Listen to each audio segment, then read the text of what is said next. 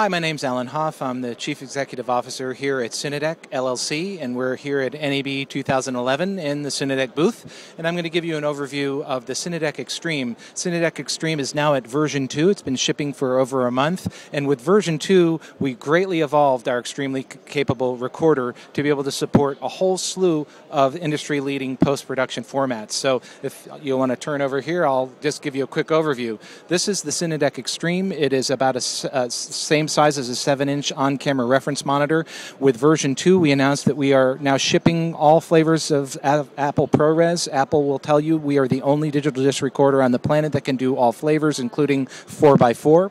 We also brought out Avid DNX HD, MXF wrapped Op-Atom format. We use the Avid Media Toolkit, so it's precisely what the Avid Media Composer is looking for when it goes to edit, so no additional processing required. And then, of course, the great Cineform HD Cam SR rival codec that was the original format that we shipped. We also are shipping now our uncompressed option, the full stream uncompressed option that does 10-bit 444 uncompressed on a RAID SSD. It also does 8-bit or 10-bit 422 uncompressed. So we have, as I say, an extremely capable recorder. We go directly to the leading post-production formats. Those uncompressed formats are wrapped as .mov files, and all of them are being recorded to a basic SSD. Uncompressed needs a RAID SSD, but it's the same exact physical size. SSD, extremely reliable, non-volatile, made for high vibration environments, and come in capacities like 256, 512, etc.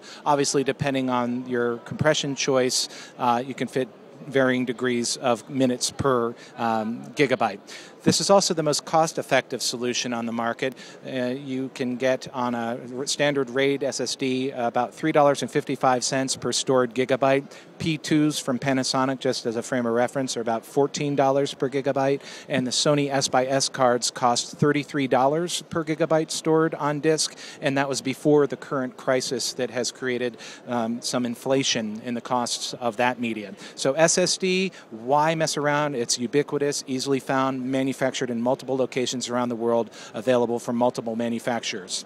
So the workflow is this. Once you've recorded from the Cinedeck Extreme, you pop the SSD out and you put it into your little base station. It connects by way of eSATA or USB. This works seamlessly with either the Mac OS or Windows, and it works equally well with the Avid Media Composer or the Adobe Creative Suite or the Apple Final Cut Pro Studio. So come on around and I'll give you an introduction to what you can do with the Cinedeck Extreme. This is the UI. It's been laid out. It was designed, as we say, by cinematographers for cinematographers. Everything is one click away from the base screen. So, for example, if I click on the frame rate and codec selection, it opens up my input file tab that shows me all the different resolutions, frame rates, formats. Again, I'll point out the Cineform codec, uncompressed, DNX HD. I've got a ProRes. Again, 4444 is supported. I can record DNX HD either to .mov or MXF, depending on what you're looking for, or of course I could go to Cineform. So I'm going to go back now. That gives you just a rough idea of how intuitive it is to set your codec settings. To do a file name, click here. I see every file name is given a project, scene, and auto-incremented take number. In addition to that, as I make my selection of what codec I want to use, I get an auto-calculation of how much time is remaining on my SSD device. I have a battery warning light that comes on. I've got a bright yellow tally that flashes when I get lower than 10 minutes available on my SSD. So knowing where you are at any point in time when you're recording is really important. You want constant feedback as to the status of the battery. We have a great battery meter that flashes when it gets below a certain level of power remaining. Likewise, when you're in a situation where you're recording directly to an SSD, you want an automatic yellow tally warning light that lets you know that your disk space is getting low. We make it very obvious. Just as an example, when you're in record mode, it's equally obvious. So I'll just hit record here. And you can see the entire frame is bright red, so there's no question that you're in record mode. We also made it, even though it's touchscreen, that you hold down the record button, so it's very intentional that you want to record. We have a separate stop button because that was by request. You could, as a user setting, make it so that the record start stop is on the record button toggle. It's totally user configurable. So now I'm going to walk you through the overall image analysis tools and compositional tools that are available on the Cinedeck Extreme. So first is the safe area. So obviously all the major safe frames are available.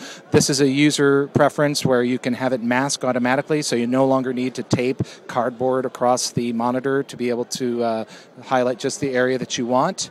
So all the major aspect ratios are supported. I also have grids available in various densities.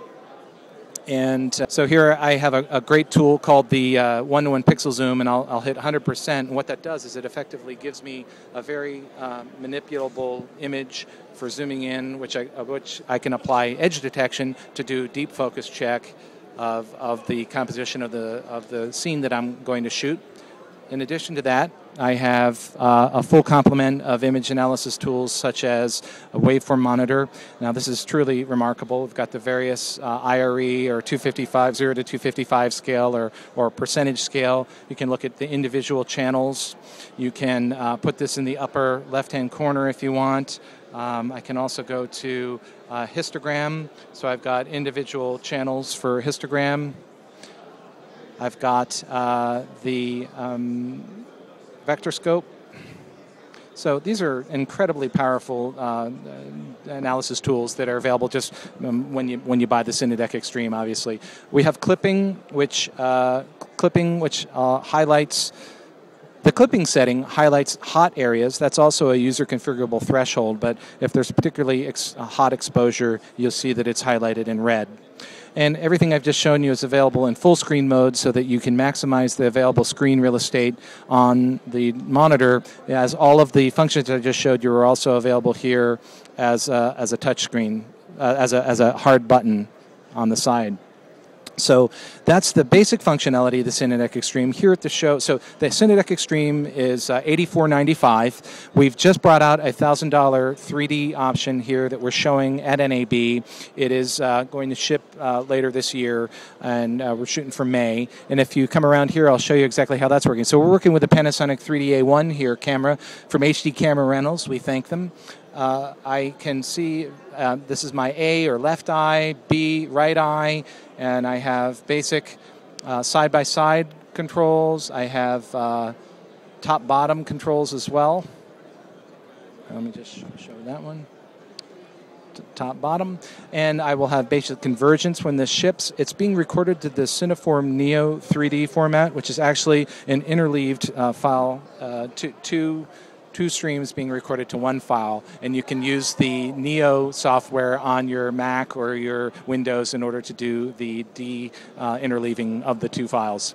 So that's the 3D option from Cinedeck. We've got some other cool things. There's a available ambient timecode module. It's a 5-pin LEMO connector that allows us to slave multiple Cinedecks to a master timecode clock.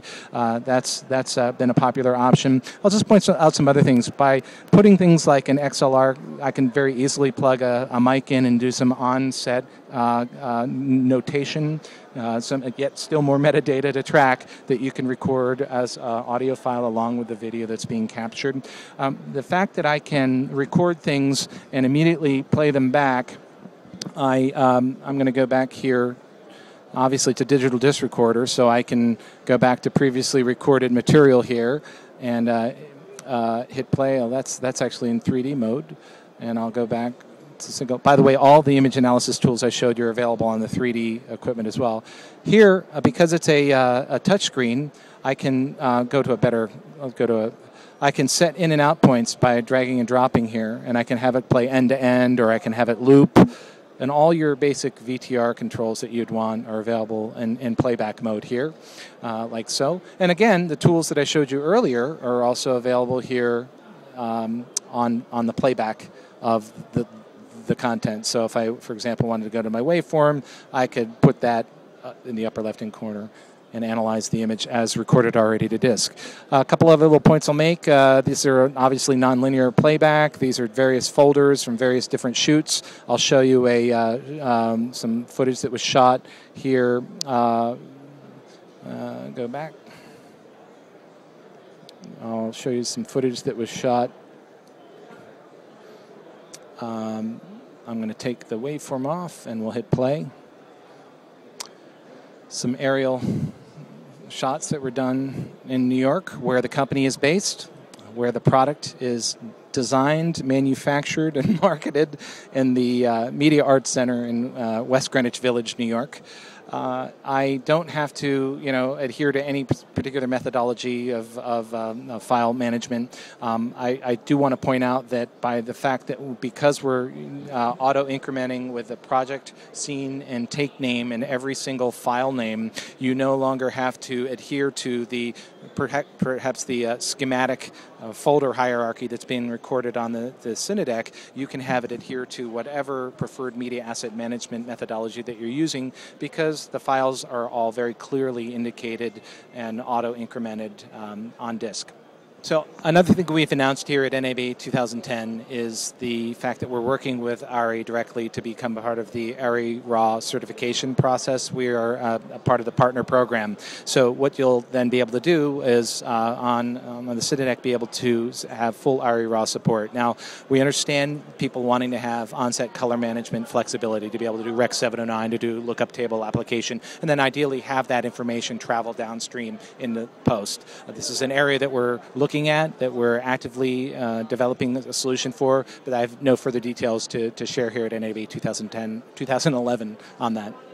Some of you viewers may be familiar with the fact that a year ago at NAB 2010, we announced a partnership with Silicon Imaging to create a product called the Cinedeck Si3D. And this has been a very popular rig for highly mobile 3D applications. It's a different physical box than the one I just showed you, the Cinedeck Extreme.